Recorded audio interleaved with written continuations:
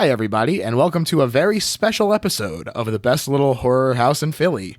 We're supporting the All That Horror charity drive, which is raising money to support those dealing with burns, fighting breast cancer, or childhood illnesses.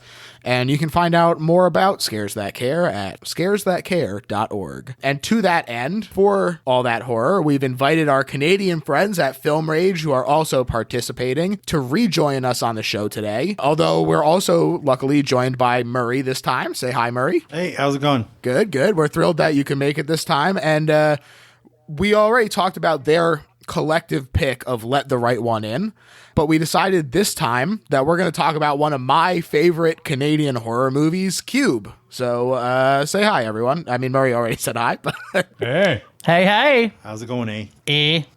Exactly. Yeah, you got to get those A's in there. That's how people know you're Canadian. You got to prove it. That's right. We always like to talk about the E. We don't have to go too much into how you guys got into horror since we already chatted about that on the Let the Right One In episode. But I will ask you about your favorite Canadian horrors. I know, Jim, I think you're a big Cronenberg guy, right? I am super Cronenberg, if that's a possibility. And for those of you who listen to our podcast, you will know that David Cronenberg is undoubted. So yeah, I think I convinced you last time we chatted to see one of my favorite Cronenberg films, which is The Brood, which has, in my opinion, the origination of super creepy little fuckers, because those little guys is just, I still have nightmares about those kids. Cronenberg just can bring so much creep without even really trying that hard. Yeah, he really gets under your skin, for sure. Oh, totally. And actually, lucky for us, we also have been blessed to get to see his son's films, the two that he's done. We were lucky enough to get to screen it at SIFF this year, which was earlier in the year. Yes, this year, Possessor. Yeah. Yes, I have also seen Possessor, and I agree, it is very good. What? When did you see it, buddy? How'd you get to see it? Hey, man, I got all kinds of ins on the, on the circuit here. Nice. Do you know him? Because Bryce has an offer right now. So if Brandon Cronenberg's listening, there's $1,000 on the table that Bryce wants to give him to produce. I said actually I had to give him $2,000. $2,000. Oh, right. So I made the $1,000 because I'm willing to give $1,000 to just have Brandon Cronenberg make more films more often. Exactly. A film every 8 years isn't going to cut it. We need more Cronenberg. Yeah, that's 2,000 Canadian dollars, so that'd be about $10 American. Yeah. That's true. He might want it in US dollars. I'm not going to mortgage my house. Surely he can meet somewhere in the middle. Yeah, exactly. Bryce, what's your Canadian favy other than Cronenberg? You got to love the Cronenberg. I mean, every Videodrome, Scanners, Dead Ringers, the list goes on and on. Dead Ringers. I'm gonna throw out two. One older, one newer. What I consider one of the, maybe the original slasher film, Black Christmas. Oh, Happy Christmas. Margot Kidder just going absolutely with her drunk stint in it. Oh man, she is so good in it. One might say she's mesmerizing in that particular film. But honestly, that movie, I watched it again recently. Yeah. When we went to watch the remake of Black Christmas. The remake of the remake. The remake of the remake of the remake, possibly. I watched it again and it holds up. It's so good. And then, you know what? Yeah. Little comedy horror I'll throw at you. If anybody hasn't seen Tucker and Dale versus Evil. Oh, snap. So good. So much fun. Yeah, that is fun. Mur, what about you? What's your Canadian horror? Well, actually, surprisingly, there isn't that many that I like that, in my genre, which is vampires. But the ones that come to mind, one of my favorites of all time is Ginger Snaps. Oh, yeah. Nice little werewolf film. Oh, yeah. Yeah, that is a good one. And one that was at the festival some years back with one of the Ashmore brothers, I believe the less famous one, was The Shrine. Oh, which yeah. was actually really good. And then last year we had... I don't think I know that one. Yeah. Put it on your list. And then last year we had Blood Quantum, which was in theaters and now is on demand. Oh, yeah. You seen Blood Quantum, George? It's very high on my list. I've been hearing some really great stuff. You know, it's always great to get a horror movie from a different perspective. I believe that's from one of the indigenous cultures up there, right? Yeah. Yes, it is. Yeah, it is. So the key is that are you by any chance any part indigenous? I am not. You will be a zombie just like me and Bryce. Everybody else. But Murray will be perfectly fine. I am immune. He's immune. Oh, you lucked out, but By yeah. 1/16. But I can promise you this: Murray will be one of the first people I eat when I turn zombie. I'm just saying, because he's delicious. Hell yeah. You know what? If you gotta go, all right, here's a question. If you're gonna get eaten during a zombie apocalypse, would you rather get eaten by a friend or a stranger? I want to hear everyone's answer. I think it'd be a stranger because it would hurt too much to be killed by a friend. Oh, no. I'm a friend till the end. If you need me for sustenance, go ahead. I'm going Toy Story on this too. You got a friend in me. Yeah. I'd eat Murray, and then soon after, I hope I turn in a podcast event. Murray's actually technically closer to me. I'd get through him. Hopefully, Murray falls on Bryce, crushing him, and then I eat Bryce next. It's perfect. I just written our I future. respect that. Well, and I'd be tastier because Bryce is a vegan. Yeah, it'd be pretty lean meat there. Yeah, well, hey, you get that grass-fed beef. I'm not frying it though, so I mean, when you're eating it raw, sashimi is actually really tasty when it's really lean. Mm-hmm. What about you? Would you rather be eaten by a friend or some surprise guest? I think I would rather get eaten by a stranger because I would hate to have seen any of my friends die, and I hope I'm the first one, and then I'll eat my friends. Oh, I like where you're going with that. Although, wouldn't it be great? You're both dead. Like, what was that? Not Warm Bodies. What was the one? Oh, Anne and the Apocalypse with the couple. Oh, yeah. They died together Right. and live as zombies forever in the school dancing. Perfect. So sweet. Well, I guess we should stop talking zombies. This isn't a zombie episode. No, it's not. But hey, there's nothing wrong with a little zombie talk. And I will say that, so since, like I mentioned, this was a pick of mine, I happen to love Cube. I'll talk a little bit about my own personal tastes in terms of horror. As I've mentioned on the show before, I was on a school trip to Washington, D.C. when one of the kids put on in the hotel room, which they pack you in like 6 to a room. He put on the It miniseries, and it was the classic, like, I was too scared to watch, but also too scared to admit that I was scared and face the wrath of all the kids at school. So I was scared off. It didn't help that the first kill is a little kid named Georgie, and that really was kind of what sealed the deal. But horror had always kind of been there for me because my dad is a huge fan of Stephen King. In the basement, there's like a bookshelf that is just entirely Stephen King books, and then some James Patterson and stuff too.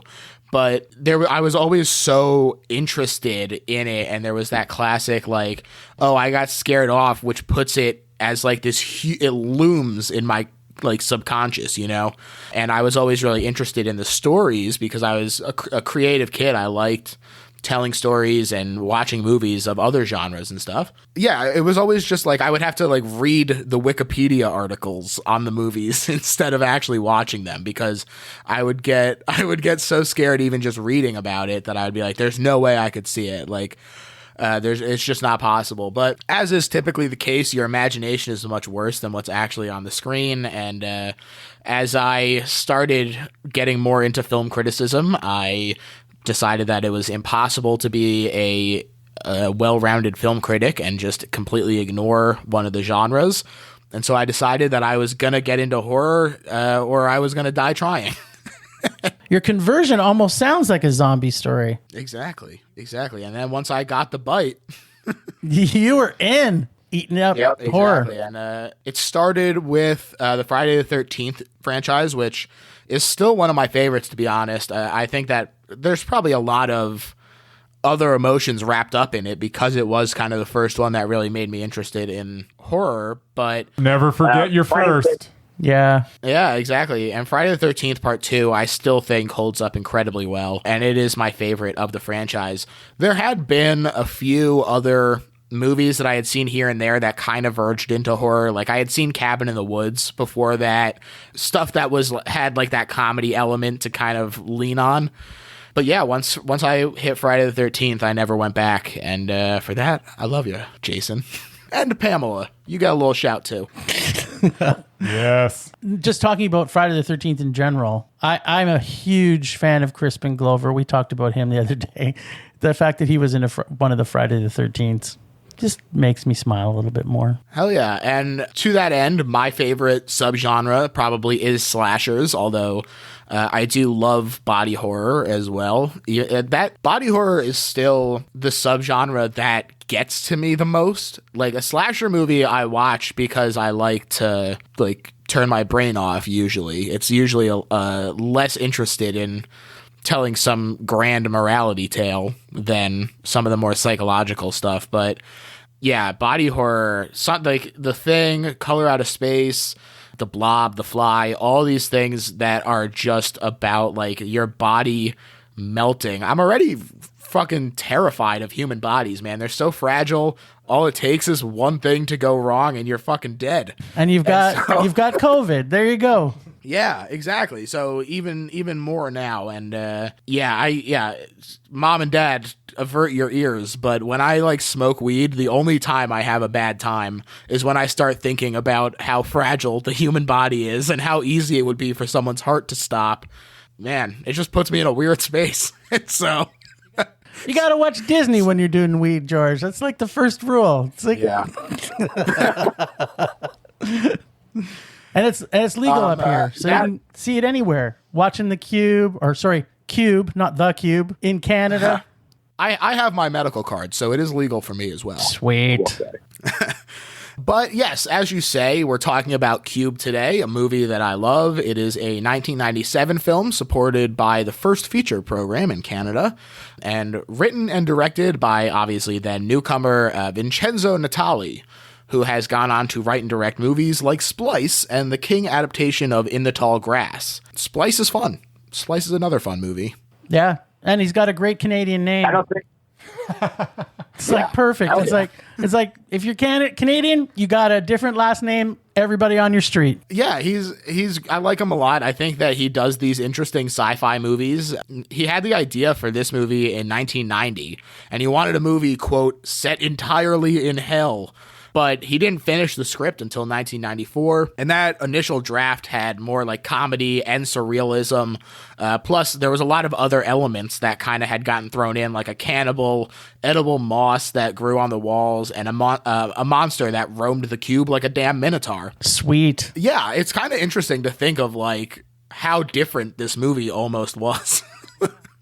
Because all that stuff, like having something for them to eat, having something else in there with them that's pursuing them, both of those changes this in such a dramatic fashion. Oh yeah, it would have completely made it a different film, and I think that's probably the beauty of this film. And he would have needed a way bigger budget. Yeah, the budget was what?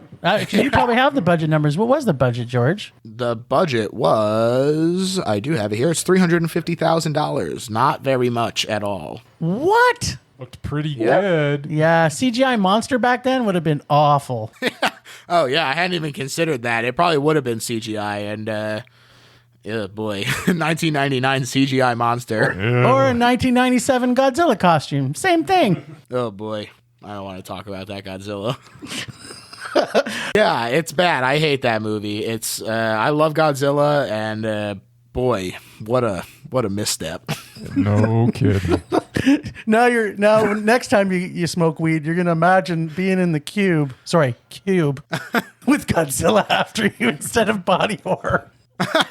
Hey, that would be a hell of a big cube if Godzilla made it in. That'd be a great trip. But Natali's roommate at the time was his childhood filmmaking partner, Andrei Bielik, I think is how you say that name.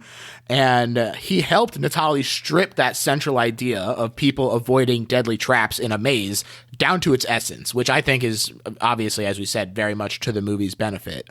They got rid of all the scenes that took place outside the cube. The identity of the people inside the cubes were all changed. In the very first draft, they were all accountants for some reason. What? He just really hates accountants. Yeah. That would have been terrible. and Yeah, right? I guess the idea is that they would have all worked together on the numbers or something, but it's bad. I'm glad that they made that choice away from there. And then they were all going to be criminals, and the idea was that it was going to be like part of a prison sentence was being banished to the cube. But one of the most important changes, like I said, was that they took out the food and water from the scenario, because this really creates a great sense of urgency. You know, from the minute they wake up, there's a clock running. Mm-hmm. I think that's really effective. And after writing Cube, Natali filmed his short, Elevated, as kind of a proof of concept, because he was like, all right, I'm going to set this movie in an elevator, and all we're going to do is just make it look like how Cube is going to look. Okay. That way we can use this to pitch people. But he was using a lot of the same team. He did have cinematographer Derek Rogers on the team with him, and filming in an elevator really helped him develop strategies for shooting in the tightly confined spaces of the sets that would be Cube. Good for you, Derek. Way to apply new skills. Did you see that short, by the way? Did you see it? No, I didn't get a chance to see it, but I'm sure that it's fun. I will. It's on my list of I should watch more shorts. I don't get around to them very often, to be honest. Shorts are cool. I like them. In fact, I would even say I love them. But yeah, you know, it's just not usually what comes to mind when I'm like, oh, I should sit here and watch a movie. Yeah, and then you got to go try and find 17 of them to eat up the same amount of time. Right. Sorry, go ahead. Sorry, what was that? Oh, I thought you were saying something. No, I thought you were saying something. And so that's what I said. Wow. I didn't say anything. What a I was thinking stuff. I'm always thinking, George. Always. Hey, don't hurt yourself. Like we said, this is a small movie, small budget, $350,000. They only had 7 actors, and 6 of them are main characters. And each one is named after and reflects a prison, much like the one they wake up in. Mm. Yeah, that's right. That is right. We have Maurice Dean Wint playing Quentin McNeil. He's named after San Quentin Prison and McNeil Island, both of these known for their brutality, just like Quentin is. We have Nicole DeBear as Joan Levin, who, together with David Hewlett as David Worth, form Leavenworth Prison. You're blowing my mind. Get ready, because there's more coming. And Leavenworth is not only extremely strict, like Math is, it is also corporately built and owned, much like Worth. And you have Andrew Miller as Kazan, named after the Kazan prison in Russia, which imprisoned people with mental disorders. Whoa. Yeah, you have Nikki Guadani. Nikki Guadani. Sure. As Dr. Helen Holloway, named after the Holloway Women's Prison in the UK. And Wayne Robson as Rennes, named after the Centre Pénitentiaire de Rennes in France, which pioneered a lot of modern prison policy, the way that Rennes teaches them tricks to get around. It's funny because I actually made a little note, not necessarily specific about, what you did actually is blowing my mind a little bit. But I kind of did the same thing, but compared it to Us, if there was only 4 characters in this movie. So I said this was kind of an aptly chosen movie for Film Rage to sort of talk about. The main actor is so full of rage. It's literally symbolic of Us. There you go. Plus, there's a Saskatchewan conspiracy theorist, which is really Murray. You've got a jokester, wisecracking nihilist, which is me. You've got a superior intellect and sexy beast, which is you, George. And then you've got a mentally challenged Rain Man, which is Bryce. Thanks for that. So, absolutely. It's definitely Judge Wapner. So, yeah, I think we basically created the Cube version of the Breakfast Club Film Rage style. Wow. You look at this and you see a Holloway, a Kazan, a Levin. But we're all of these things.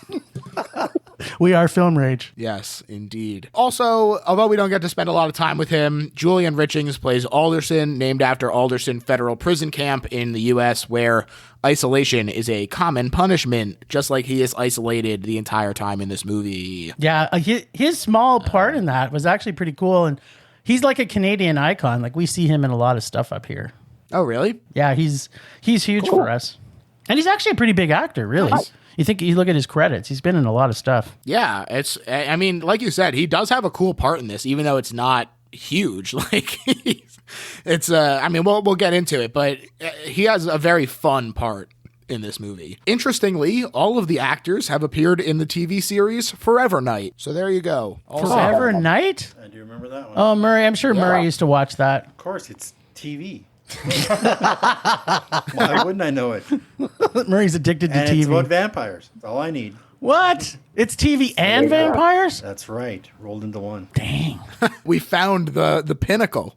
The movie is heavily math-based, and while I have no way to confirm it myself as someone who truly scraped by in high school math, they did have a math consultant, mathematician David W. Verotika. So there you go. Every movie needs a math consultant. Here, here. Math's fun. Yeah, just because I'm bad at it doesn't make it not cool. Definitely Bryce Wapner. They only built one full 14 by 14 foot cube, although since it is a Canadian cube, I will specify that it is 4.3 meters by 4.3 meters. The one cube only had one working door that could support the weight of the actors, and they built like a little partial cube that was made for the shots that required the point of view of like standing in the one room and looking into the other. So Bryce was right. We're trying to have an argument about how many cubes they actually built. And Bryce said, they probably just built one. There you go. He is good at math. And they only had a budget of 150,000, so they couldn't build much more, I guess. 350,000. Oh, 350, sorry. Yeah. I don't know why I said one. But the color of the room was changed by like sliding panels that would go in. And obviously this takes a long time. And I read this and I just felt so bad for the interns on the shoot. Oh, totally. Although they wanted to shoot the movie in chronological order, they couldn't spend the time doing that. It would have sent the shoot way over. And so they just shot in room color order, which I think is interesting. That's cool. Makes sense, right? Yeah, it does. And although it was my suspicion the first time I saw this movie, as I'm sure it is for many people, the room color has nothing to do with if there's a trap or not inside the room. But on a meta level, at least two of the colors do kind of function as metaphors, in that the white rooms represent discovery, where they make like advances and figure things out, and red represents death or distress, where people freak out and fight. So Negative. where they feel the rage. Oh, baby. Love red rooms. Red room. Red room, red room. Like I said, the budget was $350,000, but it was a box office success, making just under $9 million in theaters, with mixed reviews, but whatever, who gives a shit about critics, and runs a tight 90 minutes exactly. What more can you ask? Yeah, math. Yeah, exactly. It has all of these things, and that's delightful. But yeah, it's pretty straightforward, just a nice little sci-fi movie. That's honestly part of what I like about it, is how straightforward it is. Yeah, you didn't have to think too much about it, right? Like, it is kind of like an escapist film. Literally, they're escaping rooms, right? As they go through this journey, there's just so much layers to the character that by the end, obviously, are we okay to spoil the ending? Or are you keeping a surprise? Yeah. So you get to the end, right? And it's kind of like, Kazan's the only person that I really want to live anyway. They should all just die. Right? Yeah, they're all shitty in their own They're way. all shitty people. They really are. In September, I learned that people are basically all medium shitty. So it's important that we all realize that. Yes. I mean, We learned that from a Canadian film, too, yes, Jim. that's right. Canadian films, you can get so much wisdom from, George. It's just not funny. Most true. people It's are Very true. medium shitty. Just remember that. It's burned into my mind. To get into the actual movie, I think that the opening shot is hugely important, and this opening shot of like an eye dilating and contracting is so disorienting. It really, I think, is a very powerful, evocative moment. I think it's just a great little opening there, and a man named Alderson, written on his what looks like prison garb, he wakes up in this like weird room with square panels all over the walls and floor, along with hatches on each one that lead into a room that looks exactly the same except for different colors. And there's this weird noise that goes off every so often. And he checks it out and he hesitantly enters one, only to hear this like quick movement, and this dude just slowly falls apart into chunks, having been cubed himself by a cheese wire fence. And this is what I love. It's a great scene. You have great gore in this moment, some really nice shot composition, and stakes established in 3 minutes and 17 seconds. How do you beat that? Yeah, but it sets us up for this expectation that we're going to see a lot of sushi in this. A lot of sushi. Well, at least that there will be the possibility of it. Yes. You never know what you're going to get. Bits and bites. It is a great moment, too, though. Like the sushi moment that you're referring to, where he like just falls apart. I think it's so fun. And honestly, I think that it looks pretty good. Yeah. Oh, I thought it looked tremendous. Like, to think that, you know, they're trying to pull off that stuff, you know, these days, and it's not working. Yet they did it, you know, back then, and they did it well. Was that a practical effect? Did they really turn someone into sushi? It would have been nice if they could have. But no, that was CGI. That's pretty amazing for CGI at that time. It really is. I'm trying to think of perspective-wise for that year, 1997. What other CGI films? Can anybody think of one? I don't know about you, George, but CGI is usually one of the things that if we haven't raged for a while about something specific, it's a CGI, go-to. It's kind of our fallback rage is how bad CGI can be. Either A, CGI blood, which is the worst. If you can't afford a bowl of warm red-colored water, then what the hell, man? But yeah, it's this really nice moment, and it fades to white, and the title screen is so cool. It slowly embosses, fades in on the white screen, and then boom, there's a nice noise and it changes to black and then fades out. I think it's just a really fun first couple of minutes. Does a great job of establishing stakes, tone, the whole 9 yards, gang. Looked so good. When we fade back in, a bloody hand emerges in the foreground of a passed out guy in the background. And it turns out this hand is attached to a guy who checks to make sure that the passed out guy is alive. And then when another hatch opens, he ambushes them with a half suplex and then goes to kick the shit out of them. He stops and apologizes once he realizes that it's just like a random lady, and they both skitter over to different corners to look each other over. At this point, he could be a good guy. Sure, it's possible. They get interrupted by a call for help, and they go to check one of the hatches, and they see this younger woman there. She's college age. And she goes to join them in relief, but the bloody-handed guy yells at her to stop before looking at the room and then getting her to join the rest. And even this little moment, I think, is really speaks to how they're setting things up of okay, we know that he knows about the traps. We can assume that he got hurt in the room, and that's why his hand is bloody. Gives you some kind of context about these characters just by their actions. It's really good writing. Yeah, absolutely. Eventually, there's a total of 5 strangers gathered in the room. This is Quentin, Worth, Holloway, Levin, and Wren. Nobody knows how they got there or where they are or anything. And as we suspected, Quentin informs the group that some rooms contain traps, which he discovered while exploring. Wren, who is a convict who's already escaped 7 prisons, assumes each trap is triggered by a motion detector, and he tests each room by throwing one of his boots in first, and he demonstrates this with a boot getting flambéed. And it really, that little flamethrower trap is fun. It comes out, it's half a boot left. Yeah. He wasn't going to wear those anymore. No, certainly not. And they speculate on how they got there. And one of them suggests aliens, another says government. I'm curious what you think your first thought would be. It's obviously it's hard to speculate what you would think in this situation, but I think that my first instinct would also be government, not aliens. Yeah, you know what? I think for me it would be the technology would be obviously we're looking at 1997 technology. So I would probably at that time thought government. If it was super high tech, I might think alien. Yeah. But then I'd be asking myself, why am I in a cube and why am I not being probed right now? That'd be the first thing that would come to my mind. It's like, I'm kind of a little disappointed I'm in this cube. It must be the government. Yes. I'm not going to get probed in this particular cube. Can I go to an adjacent room where I will get probed? Exactly. Like, you kind of always assume that. Murr, what about you? Who I thought was responsible? Yeah. Government all the way. Yeah, except for in Canada, we don't normally have things like that. We would have to be in the American government.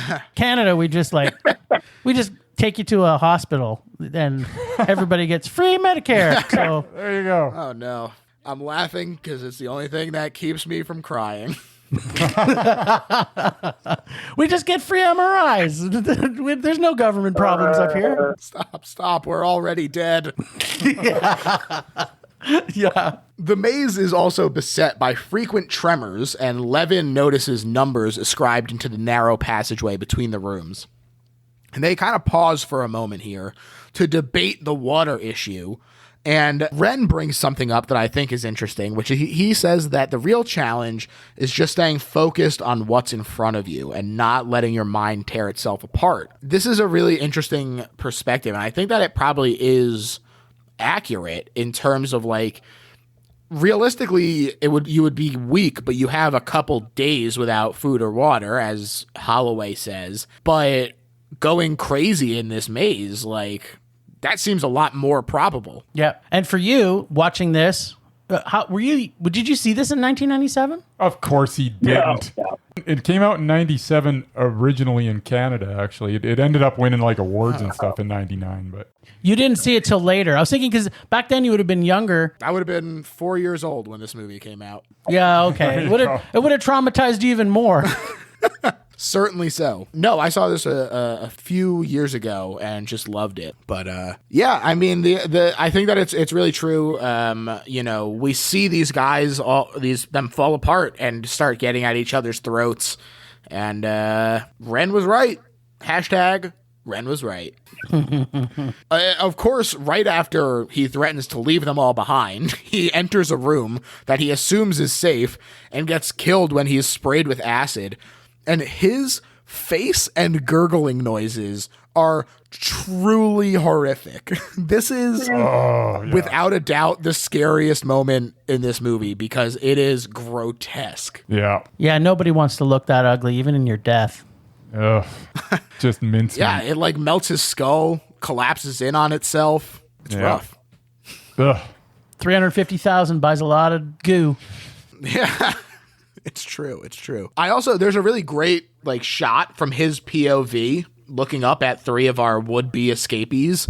Just lots of like simple things done well, you know? Yeah. It doesn't got to be complicated. It's a room, right? Like going from cube to cube. Yeah. They're scary enough as it is. What's on the other side of the door?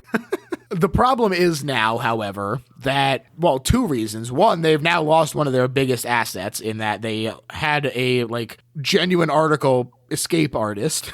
And now they know that each trap uses different sensors to trigger them. It's not all just motion detectors. Yeah. So, big moment for the group. But Quentin believes that each person was chosen to be there and is there for a reason. And so we got a little bit more backstory on everyone here. He's a divorced police officer. Levin is a mathematics student in college. Holloway is a clinic doctor.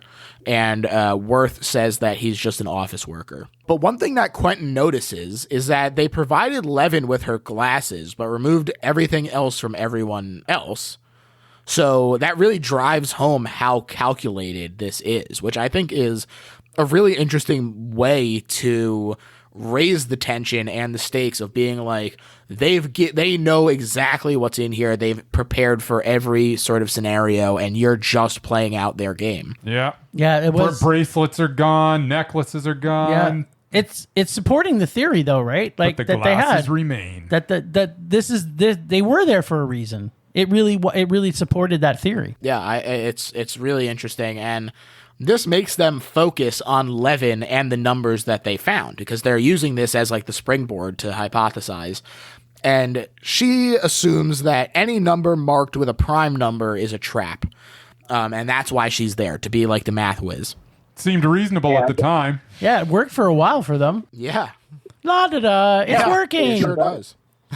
Science. It's cool. They press on. They get disoriented about how long they've been at it. And eventually they reach a room where the only one that isn't trapped, according to this guess of like their hypothesis, is the one on the roof, which honestly, if that's the case, that's game over for George. All the climbing that they do in this, like, thank God everyone is physically fit, because there's no way I'm climbing around these rooms on, like, these little monkey bars that they have. I'd put you on my back, George. We'd get out. Wow. A true friend. Jim, step up your game, man. I wouldn't be running out of food if there's 7 of us in there. Just the water I gotta find. Yep. Hey, you're not wrong. But yeah, they open up this door on the top, and from the sky drops a mentally handicapped man named Kazan, who Holloway insists on bringing along. This is, first of all, very empathetic and nice of her, and obviously Kazan deserves to be treated with respect. But also, Quentin is so quick to forget his theory that everyone is there for a reason. That speaks to sort of his fascistic tendencies, we'll say. He's such a hothead. Raid. That's, I think, putting it mildly. There's a great moment where they're like kind of they're passing into the next room. Holloway drops down and it looks like she's choking, but she just swallowed her button. This is really like the only joke in this movie, but I feel like it's really necessary to have like a little bit of levity in here to give us some kind of break. Yeah. Yep, I agree. It's kind of like that thing, the poem as a kid, button, button, who's got the button? We know where it is now. Gonna come out of her bum. Well, spoiler alert, she's not doing much more pooping. And Jim snorting. Thank you, George. Quentin enters a room deemed safe by Levin's calculations, but it turns out that it was still trapped, and he has to do this sick dodge roll to avoid the cool wire trap. But he does still hurt his leg, and Quentin suspects that Worth knows more than he's letting on. Mm-hmm. And he confronts Worth, and they start to argue over will to live versus conceited to the point of playing hero, which is A, interesting, and B, seems honest for Quentin in that it is very much about him being in charge and having that sort of power over people. Quentin turns up the pressure, though, and eventually Worth reveals, bum bum bum, that he designed the maze's outer shell in the shape of a gigantic cube. That's right. Listeners, dear listeners, that's right. Worth was involved all along. Yes. He did this for a shadowy bureaucracy, is how it was described.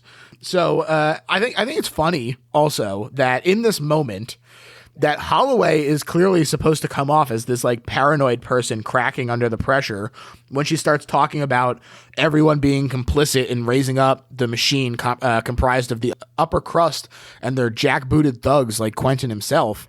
And like, she's not at all. I was like, Holloway is an entirely sympathetic character who is right about so much in it. Yeah, agreed. That's a good point, right?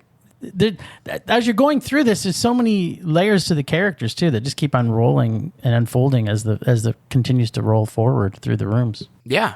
And we get some more of Worth here as well, where we see how nihilistic he is, and that he's like, it's not a conspiracy. People aren't watching. It's just fuck ups all the way up. And in fact, Worth speculates that the original purpose of this cube has been forgotten, and they've been imprisoned in the maze just to put it to use. Otherwise, it would just be pointless.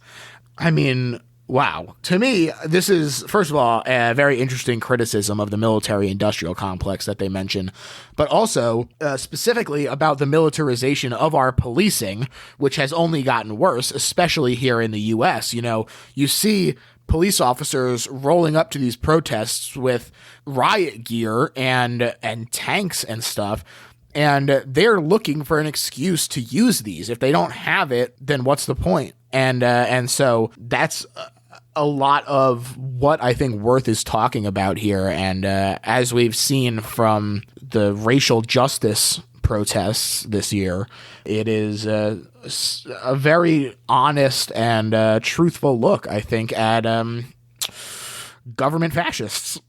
Yeah, for sure. And yet, you still, at this point, I mean, if they're talking about the fact that they don't know yet whether or not there is still a purpose for it, there's obviously some intelligent design to it, because what's the purpose? Is it somebody's sick game like in Saw, or is it like by them choosing these type of people? Are they beamed up, Scotty, to this to be able to be? There's all those questions still continue to go forward because you still don't have any answers. Yeah, you have just the barest shape of a theory, maybe. It's a really interesting reveal, and I like this scene a lot, and I think that Worth does a really good job with it. Agreed. True to policing form, since he doesn't like what he heard, Quentin starts beating the crap out of Worth. Oh, mercilessly. Yeah, he has to get stopped by the others because it looks like he's going to kill him. Yep. Worth's knowledge of the outer shell. But basically it all boils down to they stop him because Worth's knowledge of the outer shell is useful to them. And having the dimensions allows Levin to determine that each side of the cube is 26 rooms across. And that means that there are 17,576 rooms in total. Which, holy crap. Imagine getting hit with that number while you're trying to escape this thing. Good Lord. Oh. And we don't know at this point how many rooms they've been through. We just know that they don't have very many shoes left. Yeah, exactly. They are disoriented about how long they've been doing it as well, and I'm sure that they haven't been like, okay, that was room number 10. Like, that's definitely not happening. No one's keeping a tally. It might have started having to throw bundled up clothes, which might not have been so terrible. I think there was enough heat in there. No one we weren't seeing any steam coming out of the breath. Why couldn't they get naked? Yeah. At one point, they say that they're like excessively warm. Yes, there you go. There you go. It was maybe coming in cube 6, because isn't there 3 cubes? I don't know. They kept on making them. No, this is their cube 2 hypercube, and the other one don't exist. There's only this cube. Oh, good. Isn't cube 0 connected to the cube 1 and 2? No, it doesn't exist. Okay. Oh, I gotcha. Maybe the 30th anniversary edition will get the edited, more dirtier, hotter, sweatier cube where they run out of shoes and keep going. There's hope. There's hope. There you go. Levin guesses that the numbers actually indicate Cartesian coordinates of each room and not whether they're trapped. And the group moved toward the nearest edge as determined by her theory, but each of the rooms near the outer wall is trapped. And so rather than backtrack, they decide that they're going to go quietly through this room with a sound-activated trap, which is very cool. I like the way that they demonstrate it with Kazan like shouting into it, and you see it trigger a few times. I think that's a really effective way to like demonstrate the trap and be like, look, we had a fun idea without actually having to worry about the effects of killing someone. Yeah. But they all make it through, but Kazan is the second to last one and Quentin is the last one.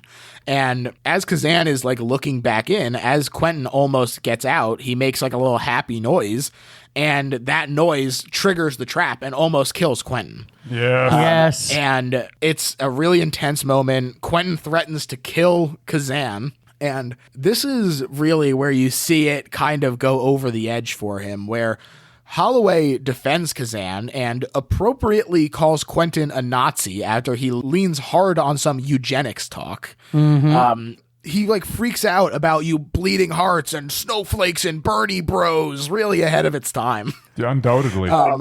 And Holloway insinuates that Quentin may have been an abusive husband and that he likes younger girls. And he slaps the crap out of her. And I mean, first of all, this proves her point, basically. And he later confirms it even more when he's like, she was a spy. Like, she knew too much about my life. And so clearly she hit the nail on the head. And I think that this might be an appropriate time to state that, did you know that according to the National Center for Women and Policing, over 40% of police families experience some form of domestic abuse, and that's just the reported cases. So Too much of that. Imagine the numbers are growing with COVID too. it's really bad, and the police brutality rates are out of control, and so is their brutality on their own families. So boo to the cops, in my opinion. And when they reach the edge, Holloway scouts the darkened gap between the cube and its outer shell. And there's another violent tremor, and Quentin manages to save her as she starts to slip, but then lets her fall to her death. And Quentin is just like, he's totally lost it at this point. He talks about how they're spies and how Holloway knew too much and how everyone is trying to kill him and make it so that he can't leave. And this is what Ren was talking about. And this is almost scarier than the traps, is being stuck in this room with this guy who is so unhinged, and you can't focus on any of the external threat because your group is threatened to be devoured from within. It's now turned from a mindfuck to a slasher movie. Yeah, it sure has. He tries to get Levin to leave the others with him, and he makes these weird sexual advances on her, again proving Holloway's points about him liking younger women. But she calls him a pig, which works in more than one way and is true in more than one way. So good for you. Honestly, there had been a little bit of flirting back and forth between them. And I love that it doesn't go the way that I expected it to go the first way, where I was like, oh, she's going to go with him and it's going to be this weird dynamic. No, she understands that he sucks, and I love it. I think that it makes Levin an even more interesting character. Yeah, I think she should have got out with Kazan now. You've changed my mind. Hey, I agree, but Worth intervenes on him getting angry at her when she calls him a pig, but Quentin beats him just absolutely savagely and drops him into another room through a floor hatch to test out if there's a trap in there. Really just brutal on Quentin's part. There in that room, he just starts laughing from the bottom, and they follow in after him.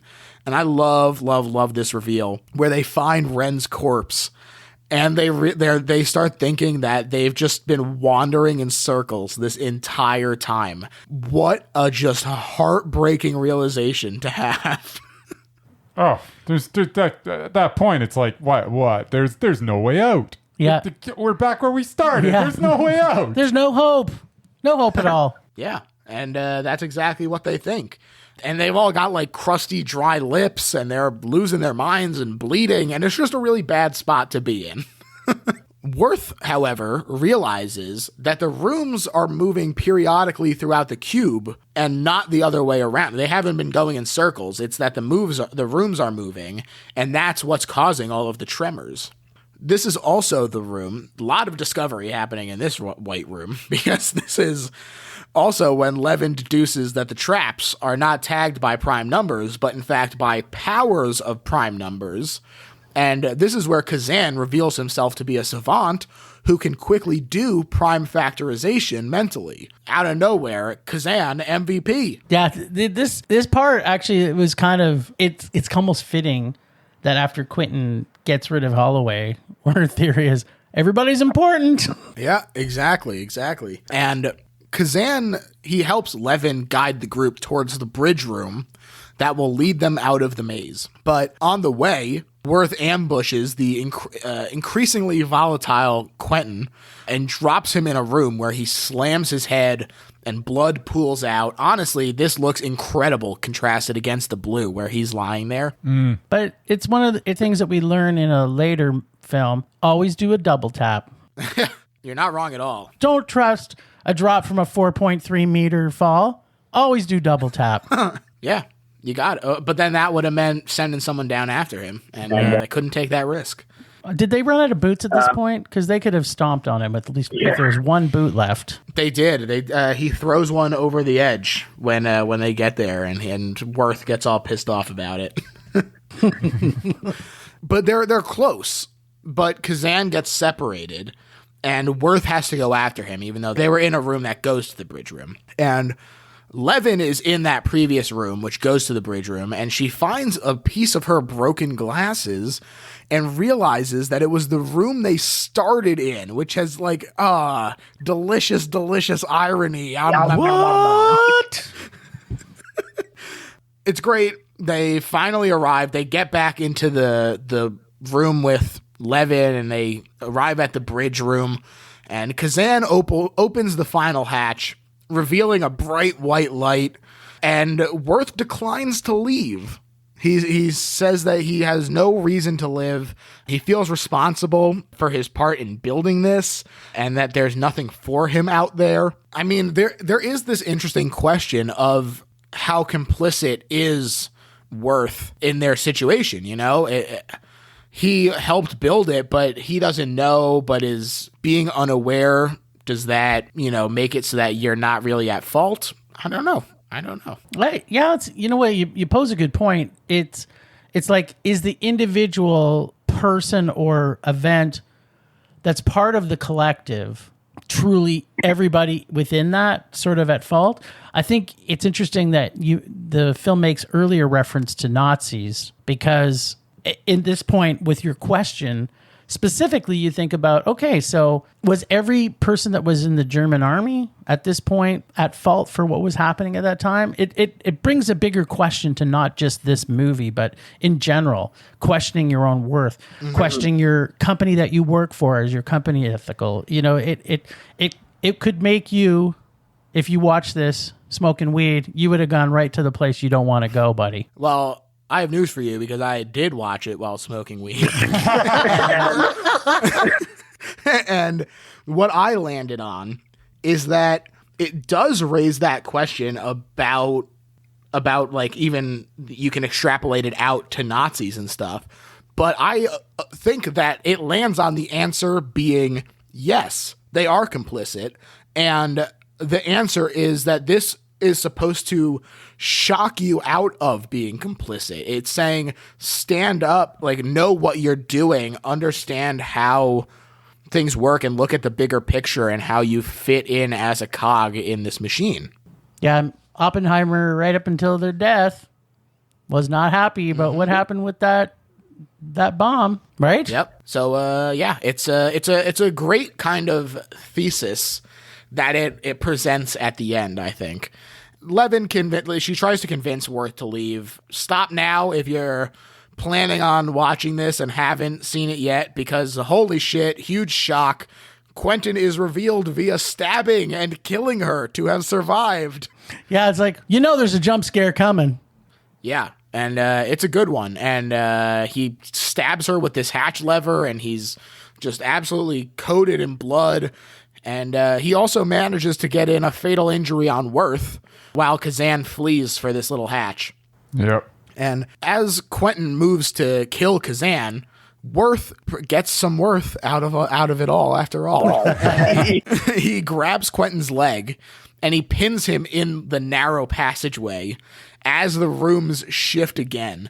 And it kills Quentin. And this is such a great reveal to just see it, like, completely zoomed out and just see the smeared blood on the wall. Yeah, the blood smear. It was so satisfying. Glorious. Yeah, it was so satisfying. I'm sitting there going, the first thing that went through my mind is, I sure hope that when this door closes, someone gets caught in it. And there it was. It was like an early Christmas present. Yes, and the person that you wanted to get caught in it. Yeah, exactly. They saved the most gruesome one for the most gruesome human. So I would have been there you okay if he became Sushi, too. That would have been not so bad. His little eye blink. Yeah, the acid was really pretty grotesque as well. And I don't know what that guy did to deserve that. Yeah. Or, as we talked earlier, perhaps Godzilla would have came and got him. Oh, that's the best way to go out. Talk about your surprise endings. Yeah, it's like, what? Godzilla? Where did he come from? It was all Godzilla's plan all along.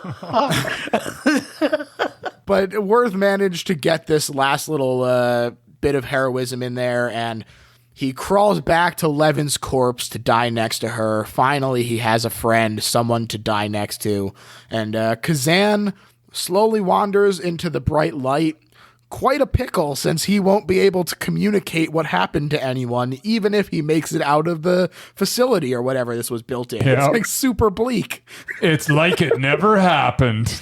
Yeah, it really is like that. And it's a great ending. It's simple, it's to the point. And now, gentlemen, we've reached the point where, at the very least, I will say why this is the best horror movie ever made. You are certainly welcome to join in and present an argument, but I'll start it off this time.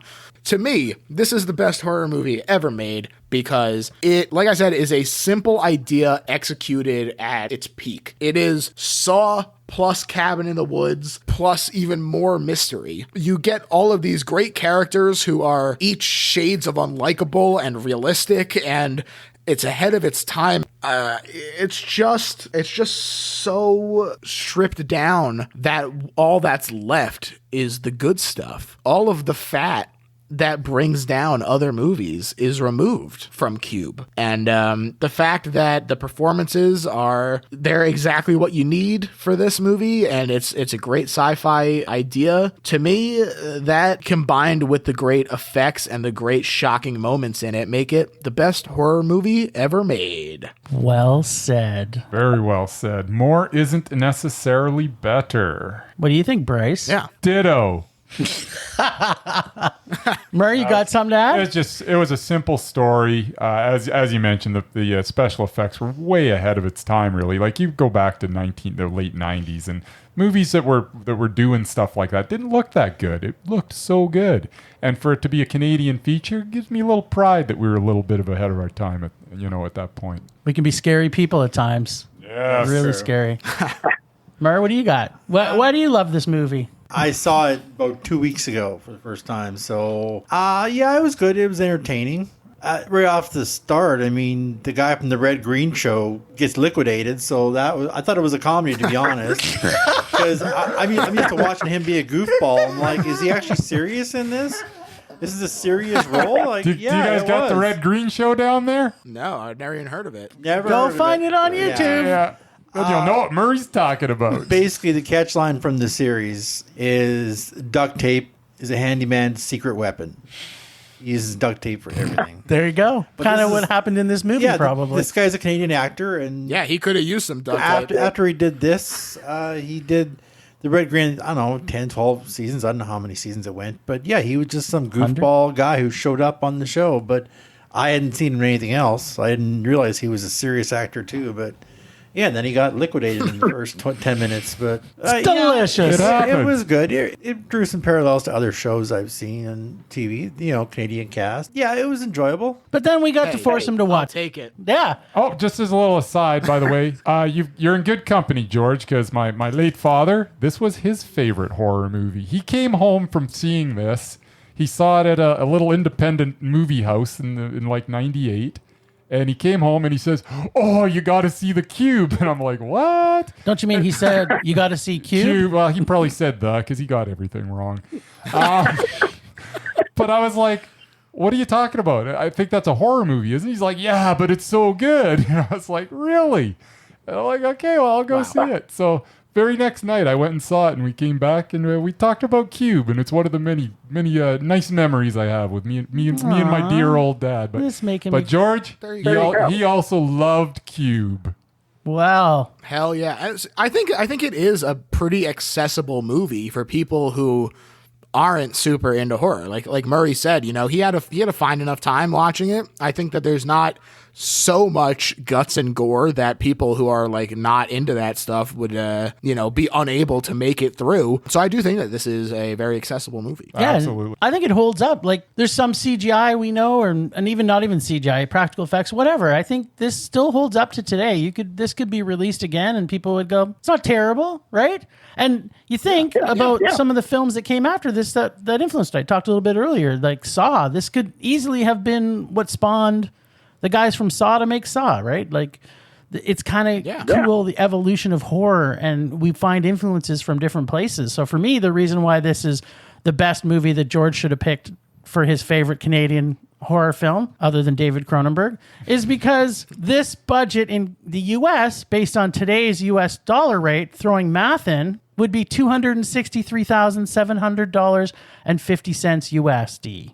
So it's a budget. It's cool. And this is 1997. Yeah. Also, I did forget to mention, I said I literally off air was like, oh, I'm going to tell you this story, and then completely forgot. One of the other reasons why I picked this movie is that all the time I'm like, look, people like what they like.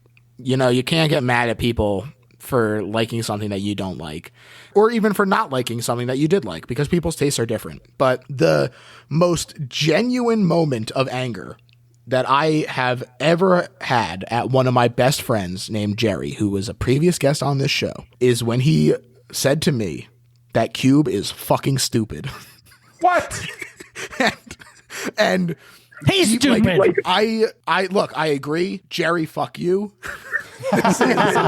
In my core, I felt rage. How could you think that this is stupid? And he just hated it. He hated everything about it. And so really this whole episode serves as a statue of a middle finger to my good friend Jerry. So there you go. And it comes... We're all throwing up our middle finger at Jerry right now. Screw you, Jerry. We're looking down on him from up high in Canada, the north, and it's almost come full circle though, George. Jerry gets the finger. It caused you to have rage because of his rage. And then when you thought about doing this movie, you thought, what better way than to engage the true kings of rage? And that is us, Film Rage. Exactly. And great segue, Jim. Why don't you tell the people where they could find Film Rage? Well, you can find us everywhere. We're hidden in every corner. We could be in your room right now. But on social media, you can find us at Film Rage YYC on Instagram, Twitter, and Facebook. You can find us at our website, which we really want people to go because we keep adding super awesome content. In fact, this could take over IMDb at one point. It is filmrageyyc.com. And comment often because you know what? Like you said, we like it when people like us, but we like it even more when we make them rage. Great. As far as my plugs, you can find me on Twitter at Little Horror PHL. The website is also Little Horror PHL. And you can also find us on Patreon at Little Horror PHL. And you can get all kinds of good stuff there, including bonus and ad-free and early episodes. And we're also doing fun, not just bonus episodes, but bonus content like riff tracks and stuff. We're thinking about getting some kind of debate show going and all kinds of fun stuff. So you're not going to want to miss it. And there are 3 tiers, so you can subscribe at various levels and support the show. I have fun making it, and I hope you have fun listening to it. And if you're having fun listening to it, review us on iTunes. And that's pretty much it. Thanks. Oh, and also support Scares That Care. The charity Scares That Care. .org. Right. Check out the website there. They're a great charity, and they could use the help because they benefit a lot of people who need it.